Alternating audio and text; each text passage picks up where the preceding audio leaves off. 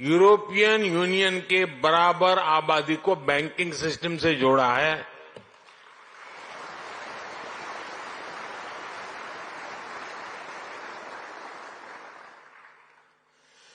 साथियों, जनधन, आधार, मोबाइल की ट्रिनिटी ने एक और ट्रांसफॉर्मेशन को गति दी है। कभी लोग कहते थे कि कैश इज किंग। आज दुनिया का करीब करीब आधा real time digital transaction Bharat में होता है।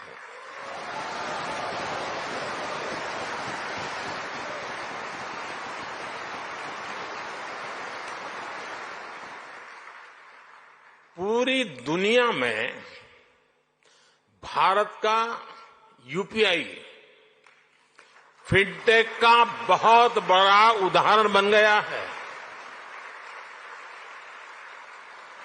आज गांव हो या शहर, सर्दी हो या गर्मी, बारिश हो या बर्फ गिर रही हो, भारत में बैंकिंग सर्विस 24 घंटे, 7 दिन, 12 महीने चलती रहती है। कोरोना के इतने बड़े संकट के दौरान भी भारत दुनिया के उन देशों में था जहां हमारी बैंकिंग सर्विस बिना किसी दिक्कत के चलती रही।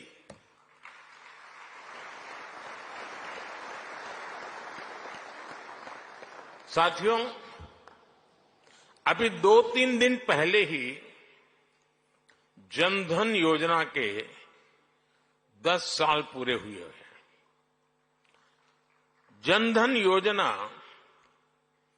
विमेन एम्पावरमेंट का बहुत बड़ा माध्यम बनी है। जनधन योजना के चलते करीब 290 मिलियन यानी 29 करोड़ से ज्यादा महिलाओं के बैंक खाते खुले हैं। इन खातों में महिलाओं के लिए सेविंग्स और इन्वेस्टमेंट के लिए नए अवसर बनाए हैं। इन्हीं जनधन खातों की फिलॉसफी पर हमने माइक्रो फाइनेंस की सबसे बड़ी स्कीम मुद्रा लॉन्च की।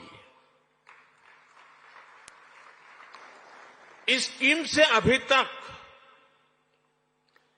27 ट्रिलियन रुपए से अधिक का क्रेडिट दिया जा चुका है। 27 ट्रिलियन। इस स्कीम की करीब 70% बेनिफिशियरी महिलाएं हैं।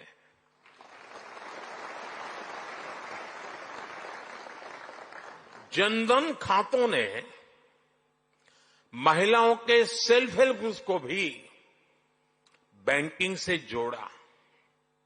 इसका फायदा आज देश की 10 करोड़ रूरल विमेन को मिल रहा है। यानी जनधन प्रोग्राम ने महिलाओं के फाइनेंशियल एम्पावरमेंट की एक मजबूत नींव रखी है।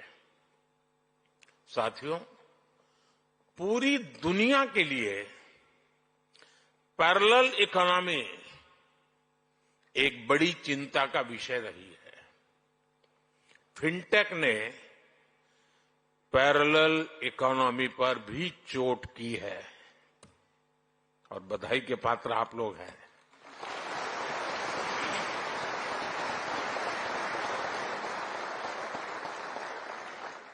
आपने ये भी देखा है कि कैसे हम भारत में डिजिटल टेक्नोलॉजी से ट्रांसपेरेंसी लेकर आए हैं। आज सरकार की सैकड़ों स्कीम्स के तहत डायरेक्ट बेनिफिट ट्रांसफर किया जाता है। इसमें सिस्टम से लीकेज बंद हुई है। आज लोगों को फॉर्मल सिस्टम से जुड़ने में अपना लाभ नजर आता है। साथियों, भारत में फिनटेक की वजह से जो ट्रांसफॉर्मेशन आया है वो सिर्फ टेक्नोलॉजी तक ही सीमित नहीं है। इसका सोशल इंपैक्ट बहुत व्यापक है। इससे गांव और शहर की खाई को ब्रीच करने में मदद मिली है। कभी हमारे यहां बैंक की सर्विस लेने में ही एक पूरा दिन लग जाता था।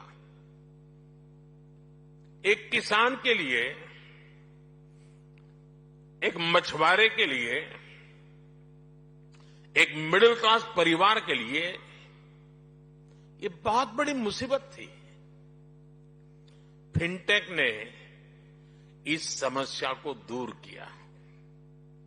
कभी बैंक सिर्फ एक बिल्डिंग तक सीमित हुआ करते थे, आज बैंक हर भारतीय के मोबाइल में सिमट गए हैं।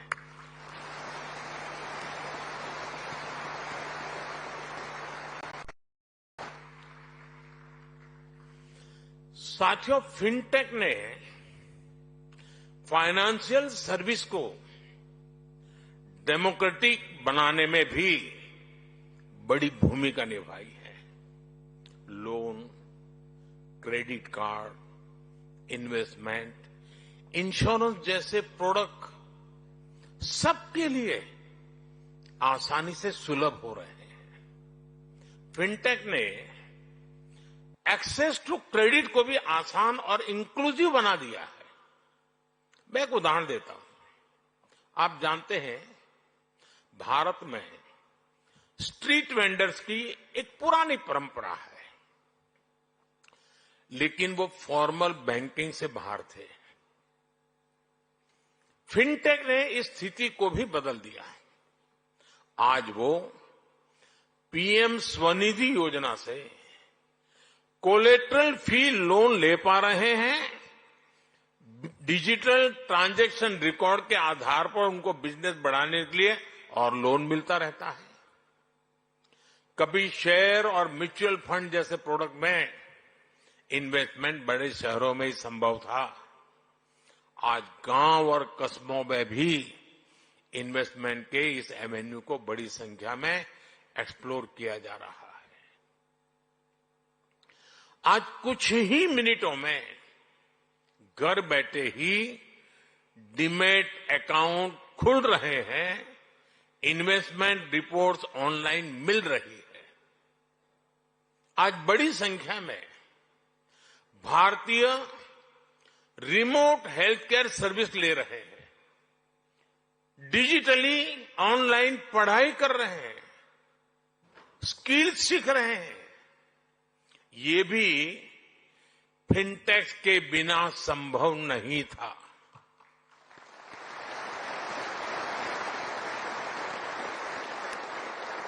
यानी भारत की फिनटेक क्रांति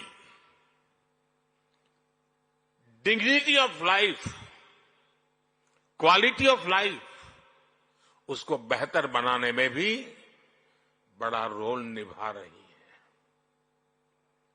साथियों, भारत की फिनटेक क्रांति की उपलब्धि सिर्फ इनोवेशंस के लिए ही नहीं, बल्कि एडॉप्शन लेकर के भी है। भारत की जनता ने जिस स्पीड और स्केल पर फिनटेक को एडॉप्ट किया है, उसका उदाहरण कहीं और नहीं मिल सकता। इसका एक बड़ा क्रेडिट हमारे डिजिटल पब्लिक इंफ्रास्ट्रक्चर डीपीआई को भी जाता है और हमारे फिनटेक को भी जाता है। देश में इस टेक्नोलॉजी को लेकर ट्रस्ट पैदा करने के लिए अद्भुत इनोवेशन किए गए हैं।